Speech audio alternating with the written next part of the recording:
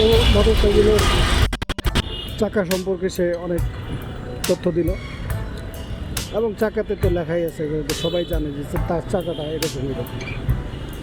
তো এরপরে সে sitting position নিয়ে বললো যে এখন তাহলে আমরা সিটিং পজিশন নিয়ে বলি। সিটে উঠেই তার কাছে আনকমফোর্টেবল লাগলো, সিটটা আনকমফোর্টেবল লাগলো। তারপরে তার গাড়ি চালানোর স্টাইলে তিনি গাড়ি চালানো শুরু করলেন।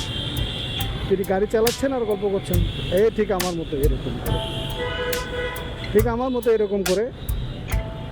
তো তিনি বেশ সুন্দর বক্তব্য দিয়ে শুরু করলো।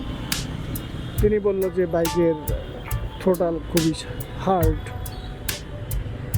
তারপর বাইকের ক্লাস শক্ত, তারপর বলল বাইকের সাউন্ডটা খুব গর্জিয়াস সাউন্ডের সাথে থ্রোটালের সাথে রেসপন্স পাচ্ছি ভালো, ইত্যাদি ইত্যাদি আরও অনেক বক্তব্য দিল। বক্তব্য দিয়ে তারপরে বাইক সম্পর্কে সে এই ধরনের মন্তব্য করেছিল। তো তাতে দেখলাম যে তার ভিডিওটা প্রায় 2000, 3000, 4000 ভিউজ হলো। যেহেতু তার 3.5 লাখের উপরে সাবস্ক্রাইবার, তো সেখানে তো 2-3 হাজার একবার বিষয় না, 2-3 হাজার 5,000 তো কোনো বিষয়ই না। তো এটা ভিউ হয়ে গেল।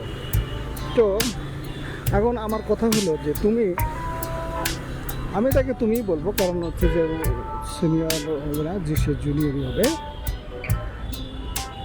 তো তিনি যে মানে আমি তাকে বলবো যে আপনি যে গাড়িটা প্রথম জীবনে কখনো চালান নাই, প্রথম একদিন চালাইলেন, আজকেই প্রথম চালালেন এবং আজকেই প্রথম আপনি রিভিউ দেওয়া শুরু করলেন, নেগেটিভ পজিটিভ দুইটা নিয়েই কথা বলা শুরু করলেন। তো আমি আপনাকে বলবো যে আপনার যে NT15টা আছে, NT15 সম্পর্কে আপনি আলোচনা করেন, NT15টা সম্পর্কে আপনি আপনার বক্তব্যটা দেন যে সেটা কীরকম গাড়ি, সেটা কি একদম আপনার জন্য পারফেক্ট নাকি আমার জন্য পারফেক্ট বা কারোর জন্য পারফেক্ট, এটা আপনি আলোচনা করতে পারেন।